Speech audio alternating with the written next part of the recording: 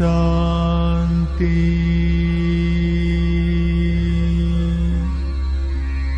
ಓಂ ಶಾಂತಿ. ಓಂ ಶಾಂತಿ.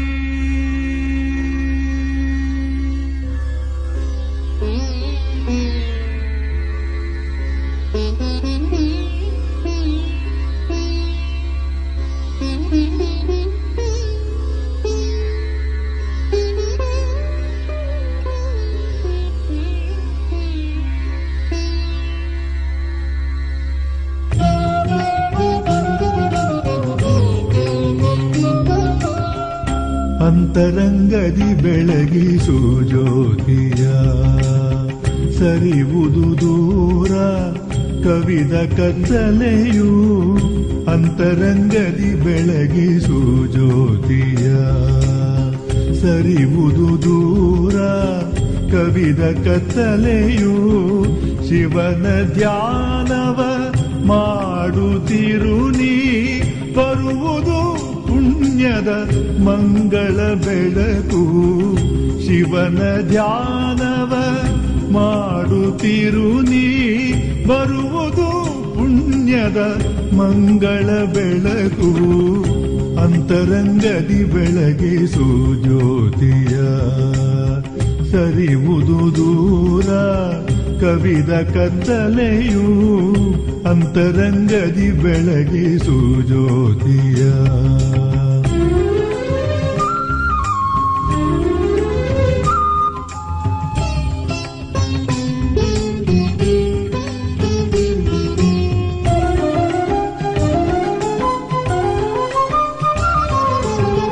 ಯಾರು ನೀ ಎಲ್ಲಿಂದ ಬಂದೆ ಎಂಬ ಮರ್ಮವ ತಿಳಿನಿ ಆತ್ಮ.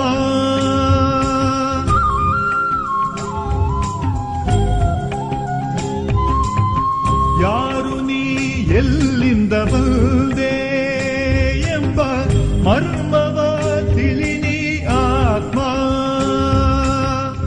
ರಾಜಯೋಗದಿ ಅರಿ ನಿನ್ನ ತಂದೆಯ, ರಾಜಯೋಗದಿ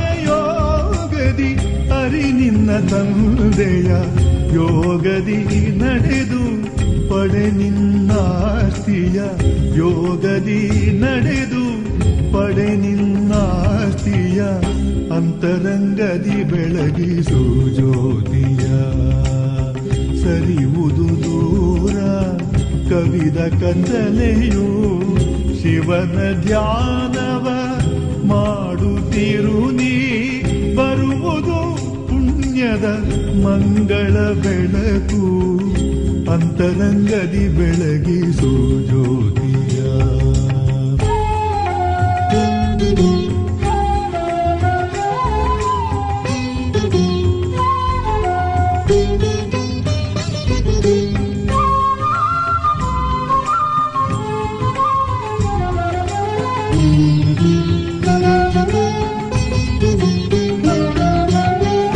ದೇಹದಿ ದೂರದ ಆತ್ಮನಿನಾಗು, ತಂದೆಯ ಪ್ರೀತಿಯ ಕಂದನಿನಾಗು.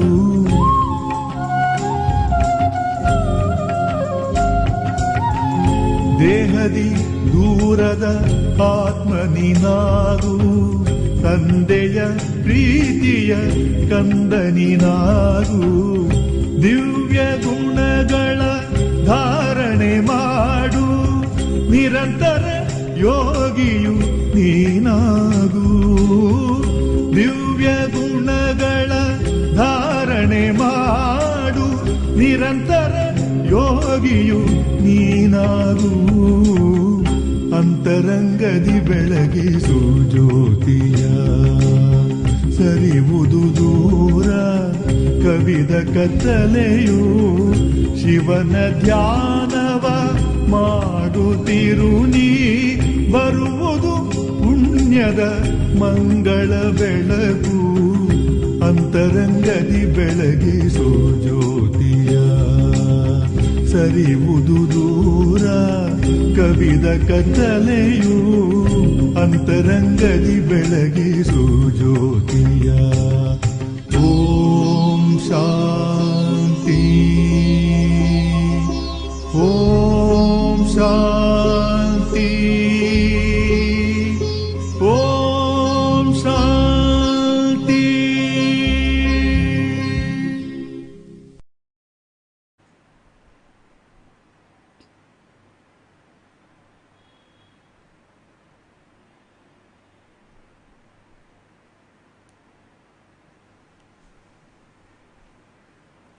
ಓಂ ಶಾಂತಿ. ನಿನ್ನೆ ದಿನ ನಾವು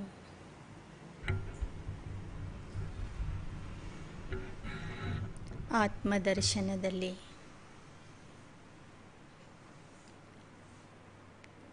ಮರಣದ ನಂತರ ಏನು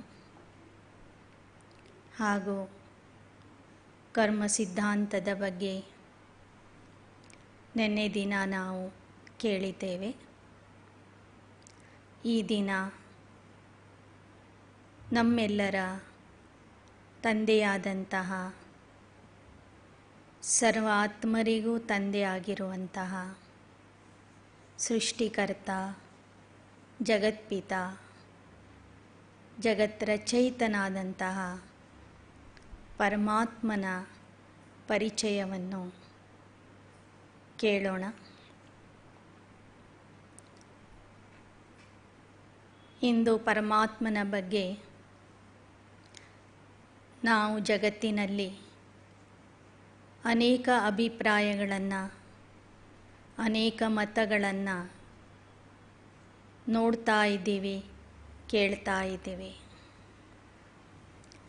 ವಾಸ್ತವಿಕವಾಗಿ ಪರಮಾತ್ಮ ಒಬ್ಬನೇ ಅಂದರೆ ಅವನ ಪರಿಚಯವೂ ಸಹ ಎಲ್ಲರೂ ಒಂದೇ ರೀತಿಯಲ್ಲಿ ಹೇಳಬೇಕಿತ್ತು.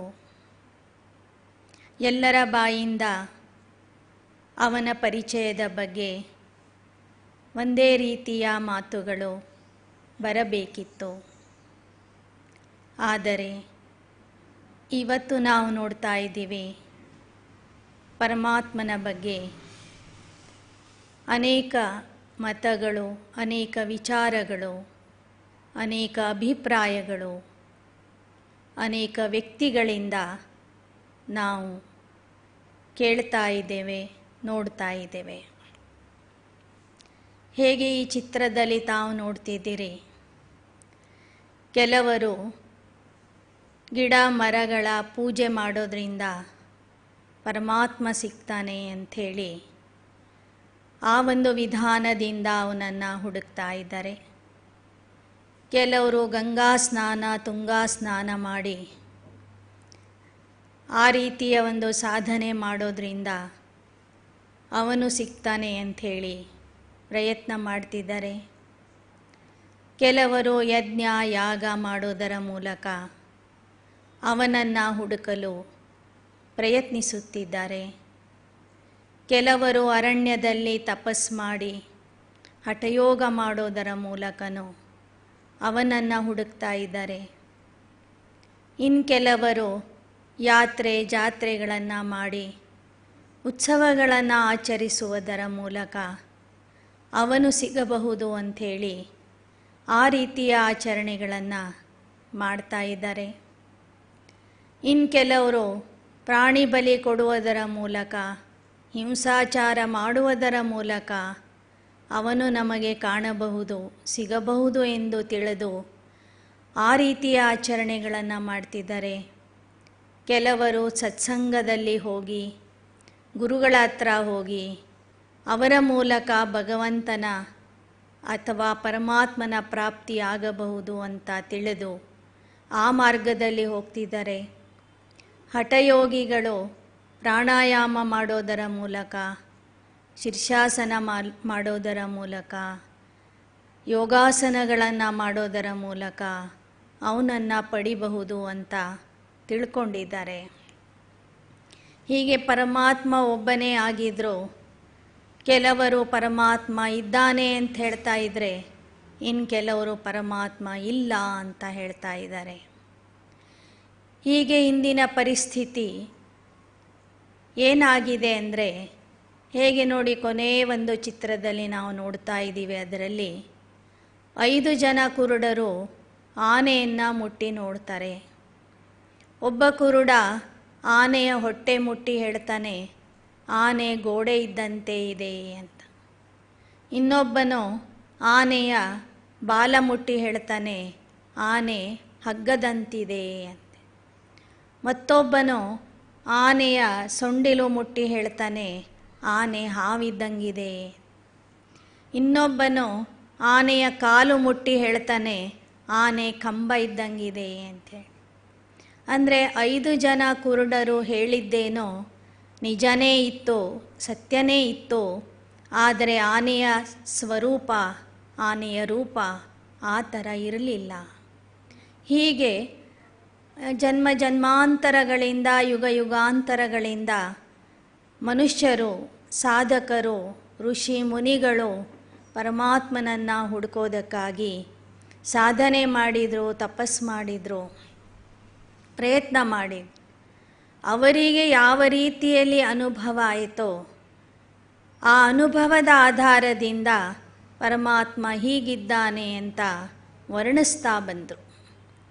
ಆದರೆ ಪರಮಾತ್ಮನ ವಾಸ್ತವಿಕ ಸ್ವರೂಪ, ನಿಜವಾದ ಸ್ವರೂಪ ಆ ರೀತಿಯಲ್ಲಿ ಇರೋದಿಲ್ಲ. ಅವನ ಸತ್ಯ ಸ್ವರೂಪದ ಪರಿಚಯವನ್ನು ಅವನೇ ಸ್ವತಃ ಬಂದು ಕೊಟ್ಟಾಗ ಮಾನವಾತ್ಮರಿಗೆ ಅದು ಗೊತ್ತಾಗ್ತದೆ.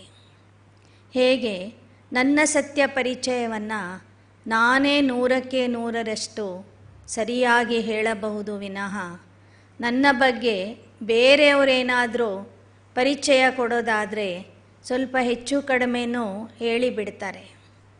ಆದರೆ ನನ್ನ ಪರಿಚಯ ನಾನೇ ಕೊಡುವಾಗ ಅದು 100ರಷ್ಟು ಸತ್ಯವಾದಂತಹ ಪರಿಚಯವನ್ನು ನಾನು ಕೊಡಬಲ್ಲೆ. ಹಾಗೆ ಯಾವಾಗ ಎಲ್ಲ ಮನುಷ್ಯ ಆತ್ಮರು ತಮ್ಮನ್ನು ತಾವು ಮರೀತಾರೆ, ಜೊತೆಗೆ ನಮ್ಮೆಲ್ಲರ ಆತ್ಮಿಕ ತಂದೆಯಾದಂತಹ ಪರಮಾತ್ಮನನ್ನು ಮರೀತಾರೆ, ಅಂತಹ ಸಮಯದಲ್ಲಿ ಅವನೇ ಬಂದು ಸ್ವತಃ ತನ್ನ ಪರಿಚಯವನ್ನು ಕೊಡ್ತಾನೆ. ಅವನೇ ಕೊಟ್ಟಿರುವಂತಹ ಪರಿಚಯದ ಆಧಾರದಿಂದ ಹೇಳಬೇಕಂದ್ರೆ, ಪರಮಾತ್ಮ ಅಂತಕ್ಕಂಥ ಶಕ್ತಿಯಲ್ಲಿ ಕೆಲವು ಗುಣವಿಶೇಷತೆಗಳಿವೆ. ಆ ಗುಣವಿಶೇಷತೆಗಳು ಇರ್ತಕ್ಕಂತಹ ಶಕ್ತಿಗೆ ಮಾತ್ರ ಪರಮಾತ್ಮ ಅಂತ ಹೇಳಲಾಗ್ತದೆ. ಮೊದಲನೇದು, ಅವನು ಅಜನ್ಮ ಆಗಿದ್ದಾನೆ. ಅಂದರೆ ಜನನ ಮರಣ ರಹಿತ. ಅವನು ಅವ್ಯಕ್ತ. ನಮ್ಮ ಥರ ಅವನಿಗೆ ವ್ಯಕ್ತ ರೂಪ ಅಥವಾ ಶಾರೀರಿಕ ರೂಪ ಇಲ್ಲ. ಅವನು ಅಯೋನಿಜ, ತಾಯಿಯ ಗರ್ಭದಿಂದ ಹುಟ್ಟುವುದಿಲ್ಲ.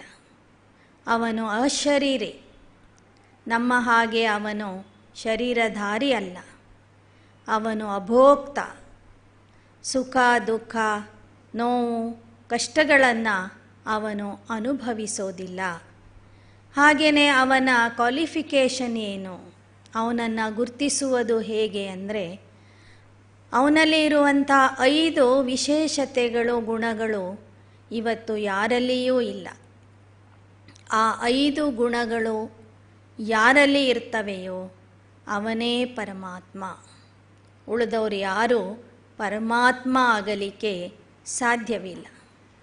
ಅದರಲ್ಲಿ ಮೊದಲನೇದು, ಅವನು ಸರ್ವಜ್ಞ ಆಗಿದ್ದಾನೆ. ನಾವೆಲ್ಲರೂ ಅಲ್ಪಜ್ಞರು. ಈ ಜಗತ್ತಿನ ತ್ರಿಕಾಲ ಜ್ಞಾನ ಅವನಿಗೆ ಗೊತ್ತಿದೆ. ಪ್ರತಿಯೊಬ್ಬ ಆತ್ಮನ ಭೂತ ಭವಿಷ್ಯ ವರ್ತಮಾನ ಅವನಿಗೆ ಗೊತ್ತಿದೆ. ತ್ರಿಲೋಕದ ಜ್ಞಾನ ಅವನಿಗೆ ಗೊತ್ತಿದೆ. ಆದ್ದರಿಂದ ಅವನಿಗೆ ಸರ್ವಜ್ಞ ಅಂತ ಹೇಳ್ತಾರೆ. ನಾವೆಲ್ಲರೂ ಅಲ್ಪಜ್ಞರು. ಎರಡನೇದು, ಅವನು ಸರ್ವಶಕ್ತಿವಂತ, ನಾವು ಅಲ್ಪಶಕ್ತಿವಂತರು. ಅವನಲ್ಲಿ ಎಲ್ಲ ರೀತಿಯ ಶಕ್ತಿ ಇದೆ. ಎಲ್ಲರಿಗೂ ಶಕ್ತಿದಾತ ಅವನು. ದೇವಾನುದೇವತೆಗಳಿಗೂ ಶಕ್ತಿ ಕೊಟ್ಟವನು ಅವನೇ. ಮಹಾನ ಯೋಗಿಗಳು ತಪಸ್ವಿಗಳಿಗೂ ಶಕ್ತಿ ಕೊಡೋನು ಅವನೇ. ಹೀಗೆ ಅವನು ಸರ್ವಶಕ್ತ. ಮೂರನೇದು, ಅವನು ಸರ್ವಗುಣಸಾಗರ. ಯಾವುದಕ್ಕೆ ನಾವು ಸದ್ಗುಣಗಳು ಅಂತ ಕರಿತೇವೆ, ಜ್ಞಾನ, ಶಾಂತಿ, ಪ್ರೇಮ, ಆನಂದ, ಕರುಣೆ, ಕ್ಷಮೆ, ಸುಖ, ಶಕ್ತಿ, ಧೈರ್ಯ, ಈ ಎಲ್ಲ ಗುಣಗಳಲ್ಲಿ ಅವನು ಸಾಗರ ಆಗಿದ್ದಾನೆ. ಸಾಗರದ ಉಪಾಧಿಯಲ್ಲಿ ಇದ್ದಾನೆ. ಗುಣಗಳ ಗಣಿಯಾಗಿದ್ದಾನವನು. ಆದರೆ ನಾವೆಲ್ಲರೂ ಸದ್ಗುಣಗಳ ಸಾಗರ ಅಲ್ಲ. ಅಲ್ಪ ಪ್ರಮಾಣದಲ್ಲಿ ನಮ್ಮಲ್ಲಿ ಗುಣಗಳಿವೆ, ಒಳ್ಳೆಯ ಗುಣಗಳು. ಹೆಚ್ಚಿನ ಪ್ರಮಾಣದಲ್ಲಿ ಕೆಟ್ಟ ಗುಣಗಳಿದ್ದಾವೆ ಈಗ. ಸೊ ಹೀಗೆ ಅವನು ಗುಣಸಾಗರ. ನಾಲ್ಕನೇದು, ಅವನು ಸರ್ವೋಚ್ಚ ಶಕ್ತಿ, ಸ್ವಯಂಭೂ ಅಂತ ಕರೆದ್ರು ಅವನಿಗೆ. ಅವನಿಗಿಂತ ಮೇಲೆ ಇರುವಂತಹ ಯಾವ ಶಕ್ತಿಯಾಗಲಿ ವ್ಯಕ್ತಿಯಾಗಲಿ ಈ ಪ್ರಪಂಚದಲ್ಲಿ ಇಲ್ಲ. ಅವನು ಇಡೀ ಜಗತ್ತಿಗೆ ತಂದೆ, ತಾಯಿ, ಗುರು, ಶಿಕ್ಷಕ ಆಗಬಲ್ಲ. ಆದರೆ ಅವನಿಗೆ ಜನ್ಮ ಕೊಡುವಂತಹ ತಂದೆ ತಾಯಿಗಳು ಇಲ್ಲ, ಅವನಿಗೆ ಶಿಕ್ಷಣ ಕೊಡುವಂತಹ ಶಿಕ್ಷಕರೂ ಯಾರಿಲ್ಲ, ಅವನಿಗೆ ದಾರಿ ತೋರಿಸುವಂಥ ಗುರುಗಳು ಅವನಿಗೆ ಬೇಕಿಲ್ಲ, ಯಾರೂ ಇಲ್ಲ. ಅವನೇ ಸರ್ವೋಚ್ಚ ಅಥಾರಿಟಿ, ಸರ್ವೋನ್ನತ ಸ್ಥಾನದಲ್ಲಿ ಇರುವವನು. ಆದ್ದರಿಂದ ಅವನಿಗೆ ಸುಪ್ರೀಂ ಪವರ್ ಅಂತ ಹೇಳ್ತಾರೆ, ಸರ್ವೋಚ್ಚ ಶಕ್ತಿ ಅವನು. ಸ್ವಯಂಭೂ ಅಂದ್ರೇನು? ತಾನೇ ತಾನಾದವನು. ಅವನು ಜಗತ್ತಿಗೆ ತಂದೆ ತಾಯಿ ಹೌದು, ಆದರೆ ಅವನಿಗೆ ಯಾರು ತಂದೆ ತಾಯಿಗಳು ಇಲ್ಲ. ಅದಕ್ಕೆ ಹೇಳ್ತಾರೆ, ತಂದೆ ಇಲ್ಲದ ಕಂದನ, ಮಾತೆ ಇಲ್ಲದ ಮಹಂತನ, ಜನನವಿಲ್ಲದ ಜನಿತನ, ಮೂರನ್ನರಿಯದ ಮಹಂತನ, ಠಾವ ಹೇಳ ಗುಹೇಶ್ವರ ಅಂತ ಹೇಳಿದರು. ಅಂಥ ಒಂದು ಅದ್ಭುತವಾದಂಥ ಶಕ್ತಿಯೇ ಪರಮಾತ್ಮ. ಇನ್ನು 5ನೇ ಕ್ವಾಲಿಫಿಕೇಷನ್ ಅಂದರೆ ಅವನು ಸರ್ವಮಾನ್ಯ ಆಗಿರಬೇಕು. ಜಗತ್ತಿನ ಎಲ್ಲ ಧರ್ಮದವರು, ಎಲ್ಲ ಮತದವರು, ಎಲ್ಲ ಜಾತಿಯವರು, ಎಲ್ಲ ಜನಾಂಗದವರು ಅವನಿಗೆ ಪರಮಾತ್ಮ ಅಂತ ಒಪ್ಕೋಬೇಕು, ಮಾನ್ಯತೆ ಕೊಡಬೇಕು. ಆಗ ಮಾತ್ರ ಅಂತಹ ಶಕ್ತಿಗೆ ಪರಮಾತ್ಮ ಅಂತ ಹೇಳಲಾಗ್ತದೆ. ಅಂತಹ ಶಕ್ತಿ ಒಂದೇ ಒಂದಿದೆ, ಪರಮಾತ್ಮ ಒಬ್ಬನೇ. ನಾಮಗಳು ಅನೇಕ ಅಂತ ಹೇಳ್ತೀವಿ ನಾವು. ಹಾಗಾದರೆ ಅವನ ಸ್ವರೂಪ ಹೇಗಿದೆ? ಅವನೊಬ್ಬನೇ ಇದ್ದಾನೆ. ಅವನ ಸ್ವರೂಪವೂ ಸಹ ನಾವು ಈ ಚಿತ್ರದಲ್ಲಿ ಮಧ್ಯದಲ್ಲಿ ಬಿಂದು ರೂಪವನ್ನು ನೋಡ್ತಾ ಇದ್ದೀವಿ. ಪರಮಾತ್ಮ ಆತ್ಮಜ್ಯೋತಿಗಳ ತಂದೆ ಪರಂಜ್ಯೋತಿ ರೂಪದಲ್ಲಿ ಇದ್ದಾನೆ. ಅವನಿಗೆ ದಿವ್ಯ ಜ್ಯೋತಿ, ಮಹಾಜ್ಯೋತಿ, ಪರಂಜ್ಯೋತಿ ಅಂತ ಕರೆದ್ರು. ಅವನು ಜ್ಯೋತಿರ್ಬಿಂದು ರೂಪದಲ್ಲಿ ಇದ್ದಾನೆ. ಹೇಗೆ ನಾವೆಲ್ಲ ಆತ್ಮರೂ ಸಹ ಜ್ಯೋತಿರ್ಬಿಂದು ರೂಪದಲ್ಲಿ ಇದ್ದೇವೆ, ಹಾಗೆ ಜ್ಯೋತಿಗಳ ತಂದೆ ಅವನು ಮಹಾಜ್ಯೋತಿ ಆಗಿದ್ದಾನೆ. ಅವನು ಪರಂಜ್ಯೋತಿ ಸ್ವರೂಪದಲ್ಲಿ ಇದ್ದಾನೆ ಅನ್ನೋದಕ್ಕೆ ಭಗವದ್ಗೀತೆ ಈ ರೀತಿಯಲ್ಲಿ ಹೇಳ್ತದೆ, ಜ್ಯೋತಿಷಾಮಪಿ ತಜ್ಜ್ಯೋತಿ ತಮಸಃ ಪರಮುಚ್ಯತೆ ಜ್ಞಾನಂ ಜ್ಞೇಯಂ ಜ್ಞಾನಗಮ್ಯಂ ಹೃದಿ ಸರ್ವಸ್ಯ ವಿಷ್ಠಿತಂ.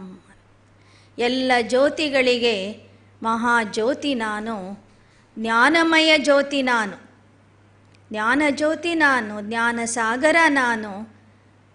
ನನ್ನ ಸ್ಮರಣೆ ಎಲ್ಲರ ಹೃದಯದಲ್ಲಿ ಇರುತ್ತದೆ ಅಂತ ಪರಮಾತ್ಮ ಹೇಳ್ತಾನೆ. ಪರಮಾತ್ಮ ಜ್ಯೋತಿರ್ಬಿಂದು ಆಗಿರೋದ್ರಿಂದ ಭಾರತದಲ್ಲಿ ನಾವು ನೂರಾರು ಜ್ಯೋತಿರ್ಲಿಂಗಗಳನ್ನು ನೋಡ್ತೀವಿ. ಅದರಲ್ಲಿ 12 ಜ್ಯೋತಿರ್ಲಿಂಗಗಳನ್ನು ಪ್ರಸಿದ್ಧಿಯಾಗಿವೆ. ಈ ಜ್ಯೋತಿರ್ಲಿಂಗಗಳು ಅಂದರೆ ಪರಮಾತ್ಮನ ಪ್ರತಿಮೆಗಳು. ಜ್ಯೋತಿರ್ಲಿಂಗ ಅಂದ್ರೇ ಪರಮಾತ್ಮನ ಒಂದು ಮೂರ್ತಿ, ಪ್ರತಿಮೆ ಅಥವಾ ಫೋಟೋ ಅಂತ ಹೇಳ್ಬೋದು. ಆಕಾರ ನೋಡಿದ್ರೇ ಗೊತ್ತಾಗ್ತದೆ ಅದು ಜ್ಯೋತಿ ಆಕಾರದ ಒಂದು ಪ್ರತಿಮೆ ಇದೆ. ಅದಕ್ಕೆ ಕೈ, ಕಾಲು, ಮೂಗು, ಕಣ್ಣು, ಬಾಯಿ, ಕಿವಿ ಏನೂ ಇಲ್ಲ. ಅಂದರೆ ಅವನು ಅಶರೀರಿಯಾಗಿದ್ದಾನೆ, ದೇಹರಹಿತ ಆಗಿದ್ದಾನೆ ಅನ್ನೋದು. ಹೀಗೆ ಆ ಜ್ಯೋತಿರ್ಬಿಂದು ಸ್ವರೂಪದಲ್ಲಿ ಇರುವಂಥ ಪರಮಾತ್ಮನ ಹೆಸರೇನು? ಹಾಗಾದರೆ ಒಂದು ಶಕ್ತಿ ಇದೆ ಅಂದಾಗ ಅದಕ್ಕೊಂದು ಹೆಸರೂ ಇರಬೇಕಲ್ವ. ಅವನ ಹೆಸರಾಗಿದೆ ಸದಾಶಿವ ಅಂತ. ಇಲ್ಲಿ ಶಿವ ಅನ್ನೋದು ಜಾತಿವಾಚಕ ಶಬ್ದ ಅಲ್ಲ, ವ್ಯಕ್ತಿವಾಚಕ ಶಬ್ದನೂ ಅಲ್ಲ. ಅವನ ಗುಣಗಳ ಆಧಾರದಿಂದ, ಅವನು ಮಾಡುವ ಕರ್ತವ್ಯಗಳ ಆಧಾರದಿಂದ ಅವನಿಗೆ ಬಂದಿರುವಂಥ ಹೆಸರು ಸದಾಶಿವ ಅನ್ನೋದಾಗಿದೆ. ಅಥವಾ ನಾವೆಲ್ಲ ಮಕ್ಕಳು, ಎಲ್ಲ ಭಕ್ತರು ಸೇರಿ ಅವನಿಗೆ ಕೊಟ್ಟಿರುವಂಥ ಹೆಸರು ಸದಾಶಿವ ಅನ್ನೋದಾಗಿದೆ. ಹಾಗಾದರೆ ಶಿವ ಶಬ್ದದ ಅರ್ಥ ಏನು? ಶಿವ ಅನ್ನುವಂಥದ್ದು ಸಂಸ್ಕೃತ ಶಬ್ದ. ಅದರ ಅರ್ಥ ಆಗಿದೆ ಶುಭಂ ಕಲ್ಯಾಣಂ ಮಂಗಳಂ.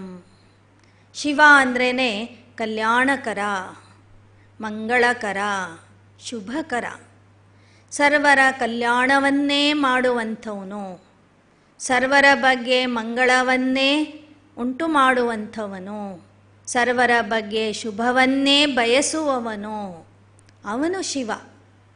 ಹಾಗಾದರೆ ಅವನು ಸದಾ ಕಾಲಕ್ಕೂ ಶಿವನಾಗಿರ್ತಾನೆ, ಯಾವತ್ತೂ ಅಶಿವ ಆಗೋದಿಲ್ಲ. ಅವನು ಸದಾ ಶಿವ ಅಂತ ಕರಿತೀವಿ ನೋಡಿ. ಅಂದರೆ ಸದಾ ಒಂದೇ ಥರ ಇರ್ತಾನೆ, ಸದಾ ಶಾಶ್ವತವಾದಂಥ ಶಕ್ತಿ. ಈಗ ನೀವು ಆ ಥರ ಇರೋದಿಲ್ಲ. ಬೆಳಗ್ಗೆ ಒಂಥರ ಇರ್ತೀವಿ, ಸಂಜೆ ಒಂಥರ ಇರ್ತೀವಿ, ನಾಳೆ ಇನ್ನೊಂದು ಥರ ಇರ್ತೀವಿ. ಆದರೆ ಪರಮಾತ್ಮ ಶಿವ ಆ ಥರ ಅಲ್ಲ. ಅವನು ನಿತ್ಯ ಸದಾ ಕಾಲಕ್ಕೂ ಸದಾ ಕಲ್ಯಾಣಕಾರಿ, ಮಂಗಳಕಾರಿ, ಶುಭಕಾರಿ ಆಗಿರ್ತಾನೆ. ಇದು ಅವನ ಪವಿತ್ರವಾದಂತಹ ದಿವ್ಯವಾದಂಥ ಹೆಸರು. ಹಾಗಾದರೆ ಆ ಸದಾಶಿವನಾಗಿರುವಂತಹ ಜ್ಯೋತಿರ್ಬಿಂದು ಸ್ವರೂಪದಲ್ಲಿರುವಂತಹ ತಂದೆಗೆ ಇವತ್ತು ಎಲ್ಲ ಧರ್ಮದವರು ಮಾನ್ಯತೆ ಕೊಡ್ತಿರುವುದನ್ನು ನಾವು ನೋಡ್ತಾ ಇದ್ದೀವಿ. ಈ ಚಿತ್ರವನ್ನು ತಾವು ಗಮನಿಸಿ ನೋಡಿ. ಇಲ್ಲಿ ಎಲ್ಲ ಧರ್ಮದವರು ಆ ಜ್ಯೋತಿರ್ಬಿಂದು ಸ್ವರೂಪದಲ್ಲಿ ಇರುವಂತಹ ಪರಮಾತ್ಮನನ್ನು ಕುರಿತು ಆರಾಧನೆ ಮಾಡ್ತಾ ಇದ್ದಾರೆ, ಧ್ಯಾನ ಮಾಡ್ತಾ ಇದ್ದಾರೆ, ಪೂಜೆ ಮಾಡ್ತಾ ಇದ್ದಾರೆ, ಸ್ಮರಣೆ ಮಾಡ್ತಾ ಇದ್ದಾರೆ. ನೋಡಿ, ಗೌತಮ್ ಬುದ್ಧನಿಗೆ 12 ವರ್ಷಗಳ ತಪಸ್ಸಿನ ನಂತರ ದಿವ್ಯ ಜ್ಯೋತಿಯ ಸಾಕ್ಷಾತ್ಕಾರ ಆಗಿತ್ತು ಅಂತ ನೀವೆಲ್ಲರೂ ಕೇಳಿದ್ದೇವೆ, ಓದಿದ್ದೇವೆ. ಅಂದರೆ ಬೌದ್ಧ ಧರ್ಮದವರು ಸಹ ಆ ದಿವ್ಯ ಜ್ಯೋತಿಗೆ ಮಾನ್ಯತೆ ಕೊಡ್ತಿರುವುದನ್ನು ಇಲ್ಲಿ ನಾವು ನೋಡ್ತಾ ಇದ್ದೇವೆ. ಹಾಗೆ ಬಸವಣ್ಣನವರು ಹೇಳಿದರು, ದೇವನೊಬ್ಬ ನಾಮ ಹಲವು ಅಂತ. ಅಂಗೈಯಲ್ಲಿ ಲಿಂಗವನ್ನು ಕಟ್ಟಿಕೊಂಡು ಅಥವಾ ಇಟ್ಟುಕೊಂಡು ಧ್ಯಾನ ಮಾಡುತ್ತಾ ಆ ಒಂದು ಶಿವಲಿಂಗದ ಆಕಾರದಲ್ಲಿ ಜ್ಯೋತಿಯನ್ನು ನೋಡಲಿಕ್ಕೆ ಅವರು ಪ್ರಯತ್ನ ಮಾಡಿದರು. ದೇವನೊಬ್ಬ ನಾಮ ಹಲವು ಅಂದರೆ ಪರಮಾತ್ಮ ಒಬ್ಬನೇ, ಆದರೆ ಅವನ ಗುಣಗಳ ಆಧಾರದಿಂದ, ಕರ್ತವ್ಯಗಳ ಆಧಾರದಿಂದ ಅವನಿಗೆ ನಾವು ಅಮರನಾಥ, ರಾಮನಾಥ, ಸೋಮನಾಥ, ಪಶುಪತಿನಾಥ, ರಾಮೇಶ್ವರ, ಗೋಪೇಶ್ವರ, ಕೃಷ್ಣೇಶ್ವರ, ಕೂಡಲ ಸಂಗಮ ದೇವ, ಸಂಗಮೇಶ್ವರ, ಈ ಥರ ಅನೇಕ ನಾಮಗಳಿಂದ ನಾವು ಕರಿತಾ ಇದ್ದೇವೆ ಅಂತ ಬಸವಣ್ಣನವರು ಸಹ ಹೇಳಿದರು. ಹಾಗೆ ರಾಮೇಶ್ವರದಲ್ಲಿ ಜ್ಯೋತಿರ್ಲಿಂಗದ ಸ್ಥಾಪನೆ ಮಾಡಿ ಆ ನಿರಾಕಾರ ಅಶರೀರಿಯಾಗಿರುವಂತಹ ಶಿವ ಪರಮಾತ್ಮನಿಂದ ಶಕ್ತಿಯನ್ನು ಬೇಡ್ತಾನೆ. ಯುದ್ಧಕ್ಕೆ ಹೋಗುವ ಮುಂಚೆ ಆ ಶಿವನಿಂದ ಆಶೀರ್ವಾದ ತಗೊಳ್ತಾನೆ ಅಂತ ನಾವು ಕಥೆಯಲ್ಲಿ ಕೇಳ್ತೀವಿ. ಹಾಗೆಯೇ ಹಿಮಾಚಲ ಪ್ರದೇಶದಲ್ಲಿ ಗೋಪೇಶ್ವರ ಅಂತ ಒಂದು ದೇವಸ್ಥಾನ ಇದೆ. ಅಲ್ಲಿ ಶ್ರೀಕೃಷ್ಣನು ಸಹ ಮಹಾಭಾರತ ಯುದ್ಧದ ಪ್ರಾರಂಭದ ಮೊದಲು ಹೋಗಿ ಜ್ಯೋತಿರ್ಲಿಂಗದ ಸ್ಥಾಪನೆ ಮಾಡಿ, ಶಿವಲಿಂಗದ ಸ್ಥಾಪನೆ ಮಾಡಿ ಆ ನಿರಾಕಾರ ಜ್ಯೋತಿರ್ಬಿಂದು ಶಿವನಿಂದ ಶಕ್ತಿಯನ್ನು ಕೇಳ್ತಾನೆ ಅಂತ ಪ್ರಚಲಿತವಾಗಿದೆ. ಹಾಗೆಯೇ ಶಂಕರ ಅಮರನಾಥದಲ್ಲಿ ಕುಳಿತು ಆ ಜ್ಯೋತಿರ್ಬಿಂದು ಸ್ವರೂಪದಲ್ಲಿ ಇರುವಂತಹ ಶಿವನನ್ನು ಕುರಿತು ಧ್ಯಾನ ಮಾಡ್ತಾನೆ. ಕೈಲಾಸ ಪರ್ವತದಲ್ಲಿ ಕುಳಿತು ಎದುರಿಗೆ ಒಂದು ಶಿವಲಿಂಗವನ್ನು ಇಟ್ಟು ಸತತವಾಗಿ ಧ್ಯಾನಮಗ್ನ ಆಗಿರುವ ಸ್ಥಿತಿಯಲ್ಲಿ ತಪಸ್ವಿ ರೂಪದಲ್ಲಿ ನಾವು ಅವನನ್ನು ನೋಡ್ತೇವೆ. ಹಾಗೆಯೇ ಸಿಖ್ ಧರ್ಮದವರು ತಮ್ಮ ಗ್ರಂಥದಲ್ಲಿ ಬರೆದಿಟ್ಟಿದ್ದಾರೆ, ಏಕ್ ಓಂಕಾರ ನಿರಾಕಾರ ಸತ್ಯಶ್ರೀ ಅಕಾಲ್. ಪರಮಾತ್ಮ ಅಕಾಲ ಮೂರ್ತಿಯಾಗಿದ್ದಾನೆ. ಓಂಕಾರ ಸ್ವರೂಪ ಅಂದರೆ ಪ್ರಕಾಶಮಯ ಸ್ವರೂಪದಲ್ಲಿ ಇದ್ದಾನೆ, ಜ್ಯೋತಿರ್ಬಿಂದು ರೂಪದಲ್ಲಿ ಇದ್ದಾನೆ. ಅವನೇ ಸತ್ಯ, ಅವನೇ ಅಕಾಲ ಮೂರ್ತಿ, ಸತ್ಯ ಶ್ರೀ ಅಕಾಲ್ ಅಂತ ಅವ್ರು ಹೇಳಿದ್ರು. ಏಕ್ ಓಂಕಾರ ನಿರಾಕಾರ ಅಂತ ಮಹಿಮೆ ಮಾಡಿ. ಹಾಗೆ ಯೇಸು ಕ್ರಿಸ್ತ, ಕ್ರೈಸ್ತ ಧರ್ಮದ ಸ್ಥಾಪಕರಾದಂತಹ ಯೇಸು ಕ್ರಿಸ್ತ ಹೇಳ್ತಾರೆ, ಗಾಡ್ ಈಸ್ ಲೈಟ್, ಪರಮಾತ್ಮ ಜ್ಯೋತಿ ರೂಪದಲ್ಲಿ ಇದ್ದಾನೆ, ಬೆಳಕಿನ ರೂಪದಲ್ಲಿ ಇದ್ದಾನೆ, ಡಿವೈನ್ ಲೈಟ್ ಇದ್ದಾನೆ, ಅಥವಾ ಕರುಣಾಳು ಕಿರಣ ಅಂತ ಅವನು ವರ್ಣನೆ ಮಾಡ್ತಾನೆ.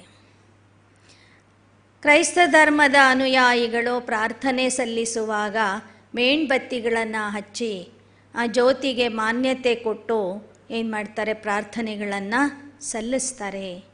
ಹಾಗೆ ಇಸ್ಲಾಂ ಧರ್ಮದ ಬಾಂಧವರು ಅವರು ಹೇಳಿದರು, ಇಸ್ಲಾಂ ಧರ್ಮದ ಸ್ಥಾಪಕರು ಹೇಳಿದರು, ಅಲ್ಲಾ ಏಕ್ ನೂರ್ ಹೇ ಅಂತ. ಪರಮಾತ್ಮ ನೂರ್ ಅಂದರೆ ಜ್ಯೋತಿ ರೂಪದಲ್ಲಿ ಇದ್ದಾನೆ, ವಜ್ರ ಸಮಾನವಾಗಿ ಹೊಳೆಯುವಂತಹ ಬೆಳಕಿನ ರೂಪದಲ್ಲಿ ಇದ್ದಾನೆ ಅಂತ ಹೇಳಿ. ಪೈಗಂಬರ್ ಹೇಳ್ತಾರೆ, ನಾನು ಪರಮಾತ್ಮ ಅಲ್ಲ, ಪೈಗಂಬರ್ ಅಂದರೆ ನಾನು ಪೈಗಾಮ್ ಕೊಡೋದಕ್ಕಾಗಿ ಬಂದಿದ್ದೇನೆ, ಸಂದೇಶವಾಹಕನಾಗಿ ಬಂದಿದ್ದೇನೆ ಅಂತ ಹೇಳ್ತಾರೆ. ಅವರ ಪ್ರಸಿದ್ಧ ಯಾತ್ರಾ ಸ್ಥಳವಾದಂಥ ಮಕ್ಕಾ ಮದೀನಾದಲ್ಲಿ ಜ್ಯೋತಿ ಆಕಾರದ ಒಂದು ಕಲ್ಲಿದೆ. ಅದಕ್ಕೆ ಅವರು ಸಂಗ ಎ ಅಸ್ವದ್ ಅಂತ ಕರೀತಾರೆ, ಅಥವಾ ಮಕ್ಕೇಶ್ವರ ಅಂತ ಕರೀತಾರೆ. ಎಲ್ಲ ಯಾತ್ರಿಕರು ಅದರ ದರ್ಶನ ಮಾಡಿ ಅದಕ್ಕೆ ಆಲಿಂಗನ ಕೊಟ್ಟು ಬಂದಾಗ ಮಾತ್ರ ಅವರ ಯಾತ್ರೆ ಸಂಪೂರ್ಣ ಆಗ್ತದೆ ಅಂತ ಅವರಲ್ಲಿ ಒಂದು ನಂಬಿಕೆ ಇದೆ. ಹಾಗೆ ಜೈನ ಧರ್ಮದವರು ಸಹ ಅರಿಹಂತ ಅಂತ ಹೇಳುತ್ತಾ ಆ ಪ್ರಕಾಶಮಯವಾದಂತಹ ಪರಮಾತ್ಮನಿಗೆ, ಜ್ಯೋತಿರ್ಬಿಂದು ಸ್ವರೂಪದಲ್ಲಿರುವಂಥ ಪರಮಾತ್ಮನಿಗೆ ಮಾನ್ಯತೆ ಕೊಡ್ತಿರೋದನ್ನು ನಾವು ನೋಡ್ತೀವಿ. ಹೀಗೆ ಎಲ್ಲ ಧರ್ಮದವರು ಸಹ ಆ ಒಬ್ಬನೇ ಆದಂತಹ ಪರಮಾತ್ಮನಿಗೆ ಒಪ್ಕೊಳ್ತಾರೆ. ಎಲ್ಲರೂ ಯಾವ ಶಕ್ತಿಯನ್ನು ಒಪ್ಕೊಳ್ತಾರೋ ಆ ಶಕ್ತಿಗೆ ಮಾತ್ರ ಪರಮಾತ್ಮ ಅಂತ ಹೇಳಬೇಕು. ಅವನಿಗೆ ನಾವು ಹಿಂದೂಗಳು ಶಿವ, ಪರಮೇಶ್ವರ, ಈಶ್ವರ, ರಾಮೇಶ್ವರ, ಗೋಪೇಶ್ವರ ಅಂತ ಕರೆದ್ರೆ, ಅದೇ ಜ್ಯೋತಿ ಸ್ವರೂಪನಾದಂಥ ಪರಮಾತ್ಮನಿಗೆ ಕ್ರೈಸ್ತ ಧರ್ಮದವರು ಗಾಡ್, ಜಿಹೋವಾ ಅಂತ ಕರೆದ್ರು, ಇಸ್ಲಾಂ ಧರ್ಮದವರು ಅಲ್ಲಾ, ಖುದಾ ಅಂತ ಕರೆದ್ರು, ಸಿಖ್ ಧರ್ಮದವರು ಓಂಕಾರ ಅಂತ ಕರೆದ್ರು, ಬೌದ್ಧ ಧರ್ಮದವರು ದಿವ್ಯ ಜ್ಯೋತಿ ಅಂತ ಕರೆದ್ರು, ಜೈನ್ ಧರ್ಮದವರು ಅರಿಹಂತ ಅಂತ ಕರೆದ್ರು. ಆ ಒಬ್ಬನೇ ಆದಂತಹ ಪರಮಾತ್ಮನನ್ನು ಕುರಿತು ಗಾಂಧೀಜಿಯವರು ಹೇಳಿದರು, ಈಶ್ವರ ಅಲ್ಲ ತೇರೆ ನಾಮ್ ಸಬ್ಕೋ ಸನ್ಮತಿ ದೇ ಭಗವಾನ್. ಶಂಕರಾಚಾರ್ಯರು ಹೇಳಿದರು, ಏಕಂ ಸತ್ ವಿಪ್ರಹ ಬಹುಧಾ ವದಂತಿ. ಸತ್ಯ ಒಂದೇ ಇದೆ, ಆದರೆ ಅದನ್ನು ವಿದ್ವಾನರು ಅನೇಕ ಹೆಸರುಗಳಿಂದ ಅದರ ಬಗ್ಗೆ ವರ್ಣನೆ ಮಾಡ್ತಾರೆ ಅಂತ ಹೇಳಿದರು.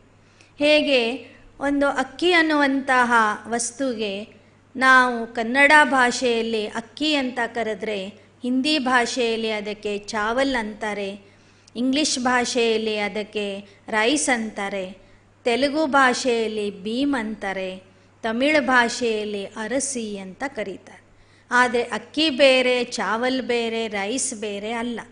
ಹಾಗೆ ಸರ್ವರ ತಂದೆ ಆಗಿರುವಂತಹ, ಸರ್ವ ಜಾತಿಯ, ಸರ್ವ ಜನಾಂಗದ, ಸರ್ವ ಧರ್ಮದ, ಸರ್ವ ಆತ್ಮರಿಗೂ ತಂದೆಯಾದಂತಹ ಪರಮಾತ್ಮನಿಗೆ ಅನೇಕ ನಾಮಗಳಿಂದ ಕರೆದರೂ ಸಹ ಆ ಶಕ್ತಿ ಮಾತ್ರ ಒಂದೇ. ಈಶ್ವರ ಅಂದ್ರೂ ಅವನೇ, ಅಲ್ಲ ಅಂದ್ರೂ ಅವನೇ, ಗಾಡ್ ಅಂದ್ರೂ ಅವನೇ. ಇವರೆಲ್ಲರೂ ಧರ್ಮಸ್ಥಾಪಕರು. ರಾಮ, ಕೃಷ್ಣ, ಶಂಕರ ಇವರೆಲ್ಲರೂ ದೇವಾತ್ಮರು. ನಂತರ ಬಸವಣ್ಣ, ಗಾಂಧೀಜಿ ಇವರೆಲ್ಲರೂ ಮಹಾತ್ಮರು. ಯೇಸು ಕ್ರಿಸ್ತ, ಪೈಗಂಬರ್, ಇಬ್ರಾಹಿಂ ಅಥವಾ ಮಹಾವೀರ, ಬುದ್ಧ ಇವರೆಲ್ಲರೂ ಧರ್ಮಸ್ಥಾಪಕರು.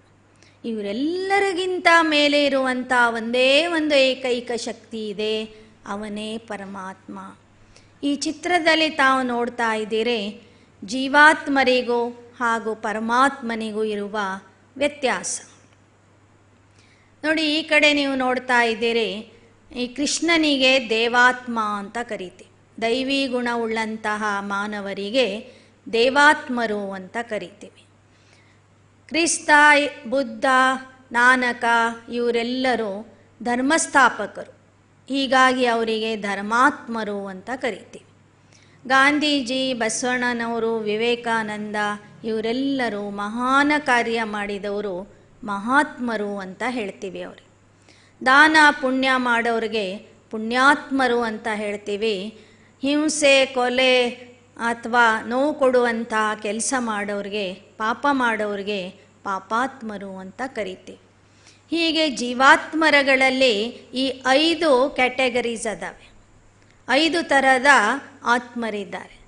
ದೈವಿ ಗುಣವುಳ್ಳವರಿಗೆ ದೇವಾತ್ಮರು, ಧರ್ಮಸ್ಥಾಪನೆ ಮಾಡೋರಿಗೆ ಧರ್ಮಾತ್ಮರು, ಮಹಾನ ಕಾರ್ಯ ಮಾಡೋರಿಗೆ ಮಹಾತ್ಮರು, ದಾನ ಪುಣ್ಯ ಮಾಡೋರಿಗೆ ಪುಣ್ಯಾತ್ಮರು, ಪಾಪದ ಕೆಲಸ ಮಾಡೋರಿಗೆ ಪಾಪಾತ್ಮರು ಅಂತ ಹೇಳಲಾಗ್ತದೆ. ಮನುಷ್ಯ ತನ್ನ ಕರ್ಮದ ಆಧಾರದಿಂದ ದೇವಾತ್ಮ ಆಗ್ಬೋದು, ಧರ್ಮಾತ್ಮ ಆಗ್ಬೋದು, ಮಹಾತ್ಮ ಆಗ್ಬೋದು, ಪುಣ್ಯಾತ್ಮ ಆಗ್ಬೋದು, ಪಾಪಾತ್ಮ ಆಗ್ಬೋದು. ಆದರೆ ಮನುಷ್ಯರು ಅಂದರೆ ಜೀವಾತ್ಮರು ಎಂದೆಂದೂ ಪರಮಾತ್ಮ ಆಗಲಿಕ್ಕೆ ಸಾಧ್ಯವಿಲ್ಲ. ಪರಮಾತ್ಮ ಯಾವತ್ತೂ ಪರಮಾತ್ಮನೇ. ಪರಮಾತ್ಮನೇ ಬೇರೆ, ಜೀವಾತ್ಮರೇ ಬೇರೆ ಆಗಿದ್ದೇವೆ ಅನ್ನೋದನ್ನು ಇಲ್ಲಿ ನಾವು ಸ್ಪಷ್ಟವಾಗಿ ನೋಡ್ತಾ ಇದ್ದೇವೆ. ಈ ಎಲ್ಲ ಜೀವಾತ್ಮರು ಜನನ ಮರಣದಲ್ಲಿ ಬರುವಂಥವ್ರು. ಪರಮಾತ್ಮ ಒಬ್ಬನೇ ಜನನ ಮರಣದಲ್ಲಿ ಬರೋದಿಲ್ಲ. ಇವರೆಲ್ಲರೂ ಯೋನಿಜರು, ತಾಯಿಯ ಗರ್ಭದಿಂದ ಹುಟ್ಟುತ್ತಾರೆ. ಪರಮಾತ್ಮ ತಾಯಿಯ ಗರ್ಭದಿಂದ ಹುಟ್ಟುವುದಿಲ್ಲ. ಪರಮಾತ್ಮ ಅಶರೀರಿ, ಇವರೆಲ್ಲರೂ ಶರೀರಧಾರಿಗಳು. ಹೀಗೆ ಜೀವಾತ್ಮರು ಅನೇಕರಿದ್ದಾರೆ, ಪರಮಾತ್ಮ ಒಬ್ಬನೇ ಇದ್ದಾನೆ. ಪರಮಾತ್ಮ ಎಲ್ಲ ಗುಣಗಳ ಸಾಗರ, ಆದರೆ ಜೀವಾತ್ಮರು ಎಲ್ಲ ಗುಣಗಳ ಸಾಗರ ಆಗಿಲ್ಲ ಅನ್ನೋದನ್ನು ಈ ಚಿತ್ರದಲ್ಲಿ ನಾವು ನೋಡ್ತಾ ಇದ್ದೇವೆ. ಹಾಗಾದರೆ ಏಕೈಕ ಶಕ್ತಿಯಾಗಿರುವಂಥ ಪರಮಾತ್ಮನ ಅನೇಕ ಮಹಿಮೆಗಳಲ್ಲಿ ಒಂದು ವಿಶೇಷವಾದಂಥ ಮಹಿಮೆ ಇದೆ. ಅದು ಯಾವುದು ಅಂದರೆ ಪತಿತ ಪಾವನ ಅನ್ನುವಂಥ ಮಹಿಮೆ. ಎಲ್ಲರೂ ದುಃಖ ಕಷ್ಟದಲ್ಲಿ ಬಂದಾಗ, ಹೇ ಪತಿತ ಪಾವನನೇ, ಬಂದು ನಮ್ಮನ್ನು ಪಾವನ ಮಾಡು, ನಾವೆಲ್ಲರೂ ಪಾಪಾತ್ಮರು, ನೀಚ ಆಗಿಬಿಟ್ಟಿದ್ದೀವಿ, ಕನಿಷ್ಠ ಸ್ಥಿತಿಗೆ ಬಂದಿದ್ದೀವಿ, ನೀನೇ ಬಂದು ನಮ್ಮನ್ನು ಏನು ಮಾಡಬೇಕು, ಪಾವನ ಮಾಡಬೇಕು, ಬಾ ಅಂತ ಕರೀತಿದ್ದಾರೆ. ಒಂದು ಕಡೆ ಪತಿತ ಪಾವನನಿಗೆ ಕರೀತಾ ಇದ್ದಾರೆ, ಇನ್ನೊಂದು ಕಡೆ ಪಾವನ ಆಗೋದಕ್ಕಾಗಿ ಗಂಗಾ ಸ್ನಾನ ಮಾಡಲಿಕ್ಕೆ ಹೋಗ್ತಾ ಇದ್ದಾರೆ. ಪರಮಾತ್ಮನ ಮಹಿಮೆಯಲ್ಲಿ ಅತ್ಯಂತ ಶ್ರೇಷ್ಠವಾದಂತಹ ಈ ಮಹಿಮೆ, ಅವನು ಪತಿತ ಪಾವನ ಆಗಿದ್ದಾನೆ ಅಂತ. ಅವನನ್ನು ಬಿಟ್ಟರೆ ಬೇರೆ ಯಾರೂ ಪತಿತ ಪಾವನ ಆಗಿಲ್ಲ. ಪತಿತರನ್ನು, ಪತಿತ ಜೀವಾತ್ಮರನ್ನು ಪಾವನ ಮಾಡುವಂಥ ಶಕ್ತಿ ಅವನೊಬ್ಬನಲ್ಲಿ ಮಾತ್ರ ಇದೆ. ಉಳಿದ ಯಾವ ದೇಹಧಾರಿ ಮನುಷ್ಯರಲ್ಲಿ ಆ ಶಕ್ತಿ ಇಲ್ಲ. ಆದರೆ ಭಾರತದಲ್ಲಿ ಒಂದು ಪರಂಪರೆ ಬಂದಿದೆ, ಒಂದು ನಂಬಿಕೆ ಇದೆ. ಏನಂದರೆ, ನಾವು ಗಂಗಾ ಸ್ನಾನ ಮಾಡಿ ಬಂದುಬಿಟ್ರೆ ನಾವು ಪಾವನ ಆಗ್ತೀವಿ ಅಂತ ತಿಳ್ಕೊಂಡಿದ್ದಾರೆ. ಆದರೆ ವಾಸ್ತವಿಕವಾಗಿ ಸ್ಥೂಲವಾದಂಥ ಜಲದಿಂದ ಶರೀರ ಸ್ವಚ್ಛವಾಗ್ತದೆ ವಿನಃ ಒಳಗಿರುವ ಆತ್ಮ ಪಾವನ ಆಗೋದಿಲ್ಲ. ಇವತ್ತು ಗಂಗಾ ನದಿನೇ ಕಲುಷಿತವಾಗಿದೆ. ಗಂಗಾ ನದಿಯಲ್ಲಿ ನಾವು ಸ್ನಾನ ಮಾಡಲಿಕ್ಕೆ ಹೋಗಬೇಕಂದ್ರೆ ಇಂಜೆಕ್ಷನ್ ಹಾಕ್ಕೊಂಡು ಹೋಗಬೇಕು. ಆ ನೀರಿನಿಂದ ಅನೇಕ ಕಾಯಿಲೆಗಳು ಬರ್ತಾ ಇದ್ದಾವೆ. ಅಂಥ ಸಮಯದಲ್ಲಿ ಆ ನದಿಯ ನೀರು ನಮ್ಮನ್ನು ಹೇಗೆ ಪಾವನ ಮಾಡಲು ಸಾಧ್ಯ? ಗಂಗಾ ನದಿ ಹಿಮಾಲಯದಿಂದ ಬಂಗಾಲದವರೆಗೂ ಹರಿಯುತ್ತದೆ. ಅಲ್ಲಲ್ಲಿ ಎಲ್ಲ ಕಡೆಗೆ ಗಂಗಾ ನದಿಯ ನೀರನ್ನೇ ಎಲ್ಲ ನಗರಗಳಲ್ಲಿ, ಶಹರಗಳಲ್ಲಿ ಉಪಯೋಗಿಸ್ತಾರೆ. ನಾವಿಲ್ಲಿಂದ ಅಲ್ಲಿಗೆ ಹೋಗಿ ಒಂದು ಸಲ ಸ್ನಾನ ಮಾಡಿ ಬಂದರೆ ಪಾವನ ಆಗ್ತೀವಿ ಅಂತ ನಾವು ತಿಳ್ಕೊಂಡಿದ್ವಿ. ಆದರೆ ಗಂಗಾ ನದಿಯ ದಡದಲ್ಲಿ ಇರುವಂಥವರು ಪ್ರತಿದಿನ ಆ ನೀರಿನಲ್ಲೇ ಸ್ನಾನ ಮಾಡ್ತಾರೆ, ಗಂಗಾ ನೀರಿನಲ್ಲೇ ಬಟ್ಟೆ ತೊಳಿತಾರೆ, ಪಾತ್ರೆ ತೊಳಿತಾರೆ, ಹೊಲಕ್ಕೂ ಅದೇ ನೀರನ್ನು ಬಳಸ್ತಾರೆ.